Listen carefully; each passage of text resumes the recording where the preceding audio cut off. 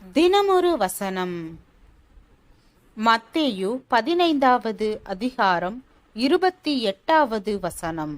இயேசு அவளுக்கு பிரதியுத்தரமாக, ஸ்திரியே, உன் விசுவாசம் பெரிது, நீ விரும்புகிறபடி உனக்கு ஆக கடவது என்றார். அந்நேரமே அவள் மகள் ஆரோக்கியமானாள். புற ஜாதியான கானானிய ஸ்திரீ தன் மகளை பிசாசிடமிருந்து விடுவிக்கும்படி இயேசுவை தேடி வந்தாள். அவரோ அவளின் வேண்டுகோளுக்கு எந்த பதிலையும் தரவில்லை. ஆனாலும் அவள் அவரை விடவில்லை. சீடர்கள் அவளை துரத்திவிட முயன்றனர். ஆயினும் அவள் அவரை விடவில்லை. தாம் காணாமல் போன இஸ்ரவேலரைத்தான் தேடி வந்தேன் என்றார் அவர். அவளோ மீண்டும் பின்தொடர்ந்தாள். பிள்ளைகளின் அப்பத்தை நாய்க்குட்டிகளுக்கு போடுவது நல்லதல்ல என்றார் அவர். ஆனாலும் அவள் பின்வாங்கவில்லை. விடாபிடியாக மன்றாடி தான் தேடிய நன்மையை பெற்றுக்கொண்டாள்.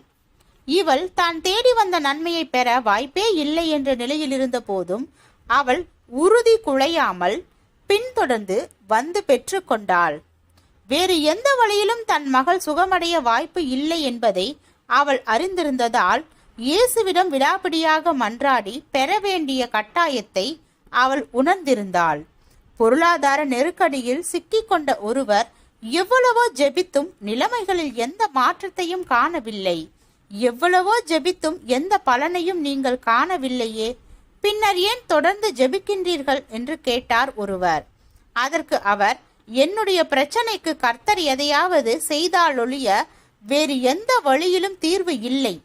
எனவே அவரையே நான் விடாபிடியாக கேட்க வேண்டிய அவசியம் உள்ளது என்று கூறினார். ஆம், சில நெருக்கடிகளும் கஷ்டங்களும் துன்பங்களும் நாம் நினைத்தபடியோ நினைத்த நேரத்திற்குள்ளோ மாறாமல் இருக்கலாம். ஆயினும் தேவ நம்பிக்கையை விட்டுவிட அவைகளே அடையாளங்கள் அல்ல. தேவனிடமிருந்து நன்மைகளை பெறுவது எளிதாக நடந்து விடுகிற ஒன்றல்ல. விடாபிடியாக போராடித்தான் பெற வேண்டும். ஏதோ கேட்பதல்ல, தொடர்ந்து கேட்க வேண்டும். அவருடைய ஆசீர்வாதம் மிகவும் அவசியம் என்ற கட்டாயத்தை உணர்ந்து விடாபிடியாக கேட்க வேண்டும். அவைகள் மூலம் நாம் அவர் மேல் வைத்துள்ள விசுவாசம் வெளிப்பட வேண்டும். நம்முடைய விடாபிடித்தனம்தான் நாம் அவரையே முழுமையாக சார்ந்து நிற்கிறோம் என்பதையும் அவரையே நாம் முற்றிலும் நம்பி வாழ்கிறோம் என்பதையும் வெளிப்படுத்த முடியும். அப்போது அவர் இறங்குவது நிச்சயம். ஜெபம். தேவனுக்கு ஸ்தோத்திரம். தேவனே, நாங்கள் எங்களுடைய வாழ்க்கையில் எங்களுடைய தேவைகளை விடாபிடியாக வேண்டி பெற்றுக்கொள்ள கிருபை பாராட்டும். ஆமீன்.